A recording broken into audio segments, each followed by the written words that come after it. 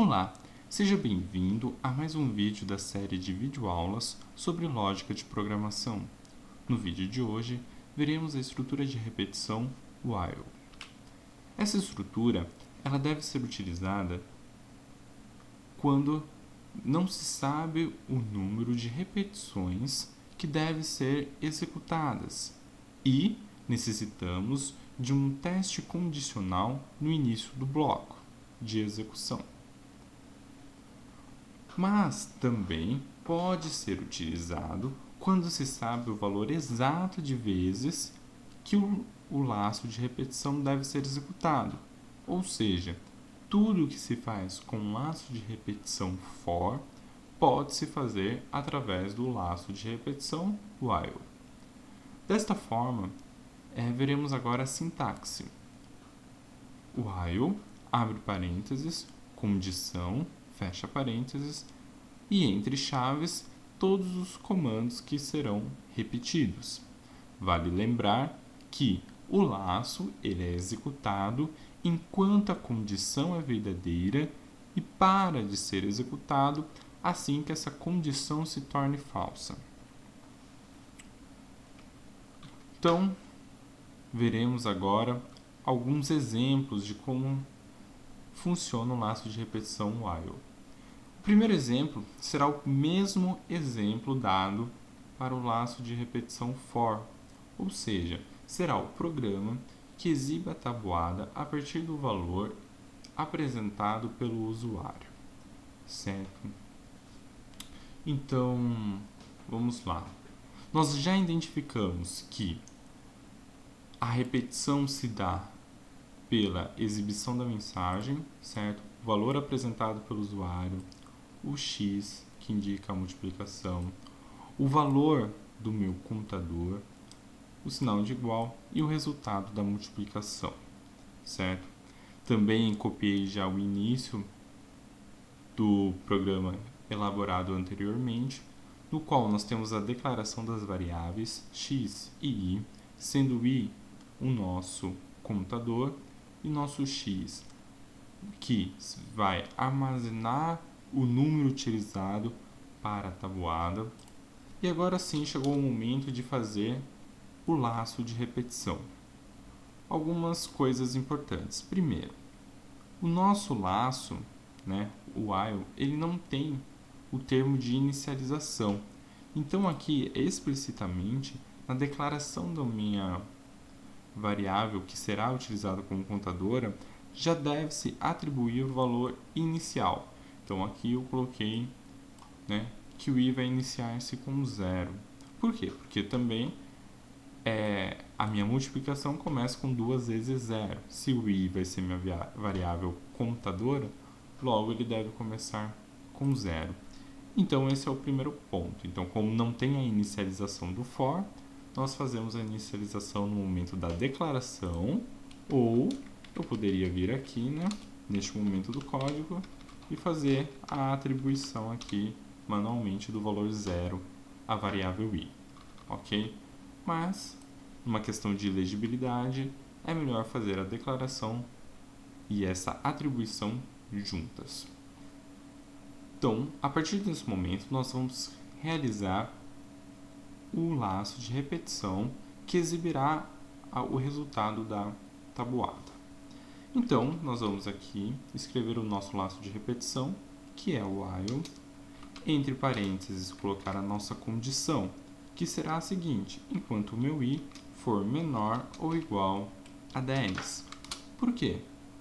Porque, vamos imaginar, o meu i ele começa com 0. Logo, quando ele chega neste ponto, i está valendo 0, é menor do que 10 e ele vai entrar dentro da estrutura de repetição.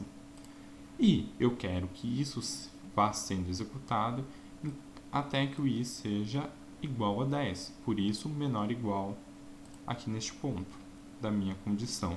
Então o printf que será executado será o seguinte: %d x% d igual %d, igualzinho lá do for, já vou colocar o barra n aqui, sendo que quais valores serão apresentados? O valor digitado pelo usuário, o valor do meu contador e a multiplicação entre esses dois valores. Mas nós devemos prestar atenção no seguinte: como a estrutura while não tem o incremento ou decremento ao final, nós devemos inserir esta linha dentro do meu laço de repetição. Portanto, no final aqui, irei indicar o i++, para indicar o seguinte, que ao final do meu laço, minha variável controladora seja incrementada em 1, certo? Com isso, nós teremos o mesmo resultado do que o laço de repetição for. Então, se eu executar este programa, digite o número para a tabuada, 4 vezes 0, 0, 4 vezes 1, 4, e assim sucessivamente até 4 vezes 10, 40.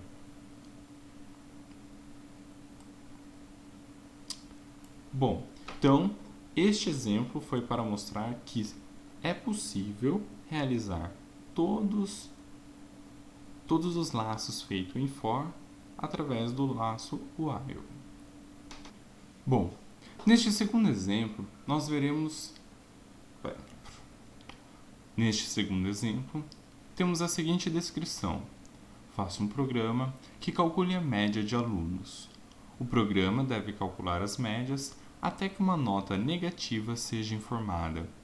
Observe que neste exemplo, nós temos uma condição aberta, ou seja, nós não sabemos exatamente quantas iterações serão necessárias. A gente pode calcular a média de 30 alunos, de 50 alunos, de 100 alunos ou de nenhum aluno, mas nós não sabemos quantos.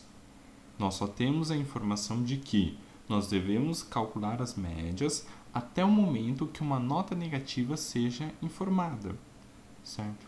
E como nós fazemos isso? Através do laço de repetição while, certo? Então vamos lá. A primeira coisa que é necessária é a declaração das duas variáveis que vão armazenar a nota, certo? Bom, nós vimos a sintaxe do while, né? Então while, abre parênteses, entre parênteses a condição, entre chave os comandos.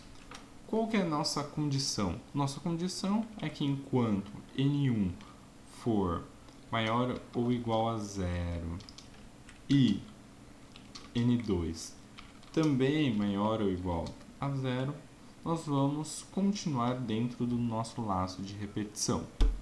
Uma coisa que é muito importante é a seguinte: